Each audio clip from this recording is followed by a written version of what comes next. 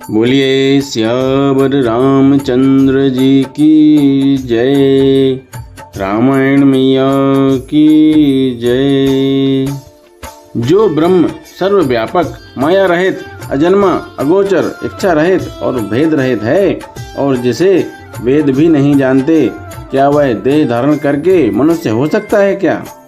देवताओं के हित के लिए मनुष्य शरीर धारण करने वाले जो विष्णु भगवान हैं, वे भी शिव जी की ही भांति सर्वज्ञ हैं। वे ज्ञान के भंडार, लक्ष्मीपति और असुरों के शत्रु भगवान विष्णु क्या अज्ञानी की तरह स्त्री को खोजेंगे?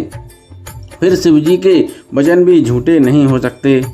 सब कोई जानते हैं कि शिव जी सर्वज्ञ हैं। सती के मन में इस प्रकार का अपार संदेह उठ खड़ा हुआ, किसी तरह भी उनके हृदय में ज्ञान का प्रादुर्भाव नहीं होता था। यद्यपि भवानी जी ने प्रकट कुछ नहीं कहा, पर अंतर्यामी शिवजी सब जान गए। वे बोले, हे सती, सुनो, तुम्हारा स्त्री स्वभाव है, ऐसा संदेह मन में कभी ना रखना चाहिए।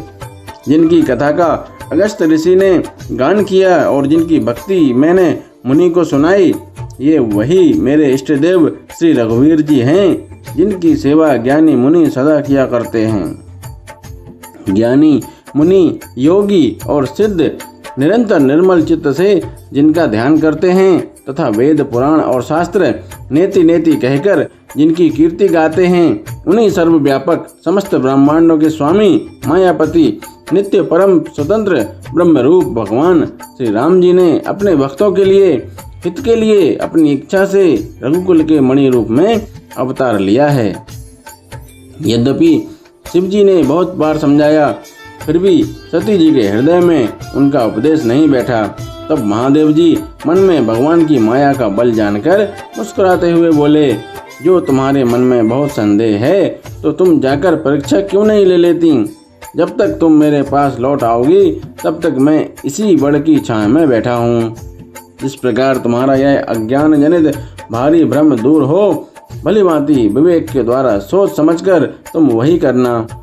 शिव जी की आज्ञा पाकर सती चली और मन में सोचने लगी कि भाई क्या करूं, कैसे परीक्षा लूं। इधर शिव जी ने मन में ऐसा अनुमान किया कि दक्ष कन्या सती का कल्याण नहीं है।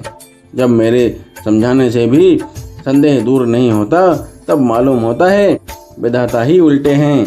अब सती का कुशल नहीं है। जो कुछ राम ने रच रखा है वही होगा। तर्क करके कौन शाखा विस्तार बढ़ावे। मन में ऐसा कहकर शिवजी भगवान श्री हरि का नाम जपने लगे और सती जी वहां गईं जहां सुख के धाम प्रभु श्री रामचंद्र जी थे। सती बार बार मन में विचार कर सीता जी का रूप धारण करके उस मार्ग की ओर आगे होकर चली जिससे सती जी के विचार अनुसार मनुष्य के राजा रामचंद्र जी आ रहे थे। सती जी के बनावटी वेश को देखकर लक्ष्मण जी चकित हो गए और उनके हृदय में बड़ा भ्रम हो गया।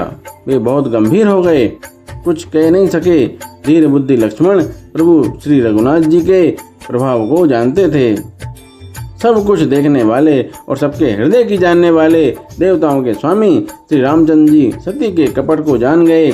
जिनके स्मरण मात्र से अज्ञान का नाश हो जाता है, वही सर्वज्ञ भगवान श्री रामचंद्र जी हैं। स्त्री स्वभाव का असर तो देखो कि वहाँ उन सर्वज्ञ भगवान के सामने भी सती जी छिपाव करना चाहते हैं। अपनी माया के बल को हृदय में बखान कर श्री रामचंद्र जी हंसकर कोमल वाणी से बोले। पहले प्रभु ने हाथ जोड़कर सती को प्रणाम किया और पिता सहित अपना नाम बताया। फिर कहा कि वृषकेतु शिवजी कहाँ हैं? आप यहाँ वन में अकेली किस लिए फिर रही हैं? श्री रामचंद्र जी के कोमल और रहस्य भरे वचन सुनकर सती जी को बड़ा संकोच हुआ। वे डरती हुई चुपचाप शिव जी के पास चलीं।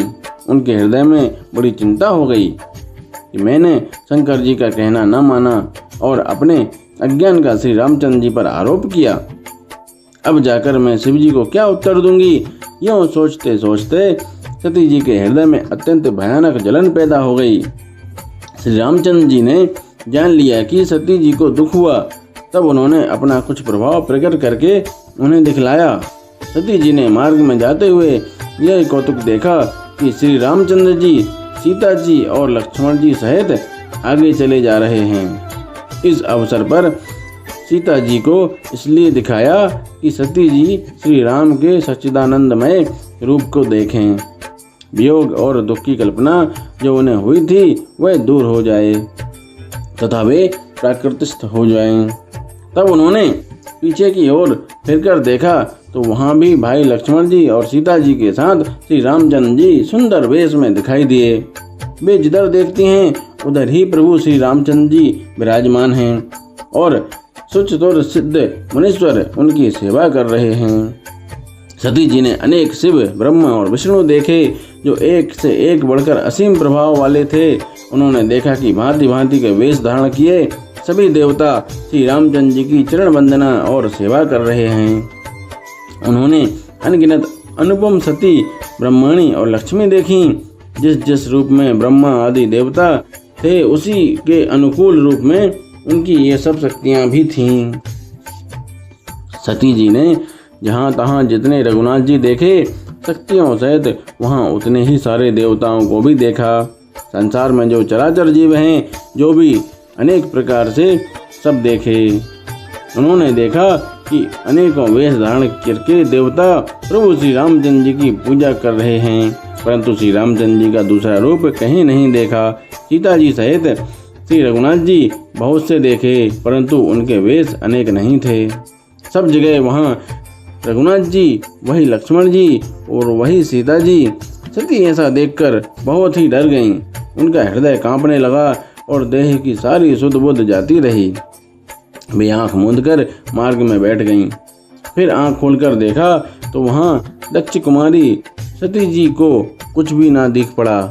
तब वे बार बार श्री रामचंद्र जी के चरणों में सिर नवाकर वहाँ चली जहाँ श्री शिव जी थे। जब पास पहुँची तब श्री शिव जी ने हंसकर कुशल प्रश्न करके कहा कि तुमने राम जी की किस प्रकार परीक्षा ली, सारी बात सच सच कहो। बोलिए सियावर रामचंद्र जी की जय। रामायण मैया की जय।